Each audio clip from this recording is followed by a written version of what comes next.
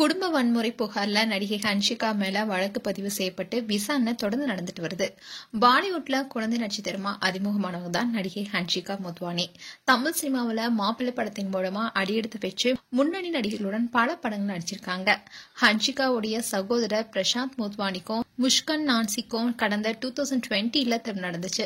இதை தொடர்ந்து 2022ல ரெண்டு பேருமே பிரிந்து தனித்தனியா வாழ்ந்துட்டு வராங்க. அவங்களோட அண்ணி முஸ்கன் நான்சி குடும்ப வன்முறை புகார் தெரிவிச்சிருக்காங்க.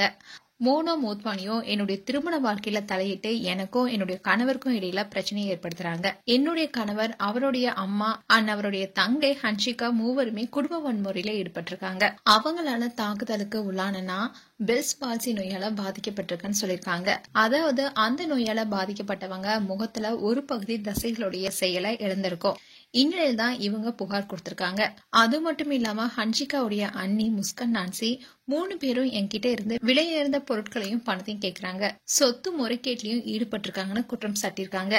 மேலும் ஹன்ஷிகா அவருடைய அம்மா மோனா மோத்வானி 2 பேரும் தன்னை கொடுமைப்படுத்துவதாகவும் கணவருடன் இணைந்து வாழ விருப்பம் தெரிவிச்சும் கூட அதுக்கு தடையா இருக்காங்கன்னு முஸ்கான் மும்பை அம்பாடி காவல் நிலையத்துல புகார் கொடுத்திருக்காங்க. புகாரை பெற்றுக்கொண்ட ஆய்வாளரும் ஹன்ஷிகா மேல 4 பிரிவுகளின் கீழே வழக்கு பதிவு செஞ்சு விசாரணைக்கு உத்தரவிட்டிருக்காங்க.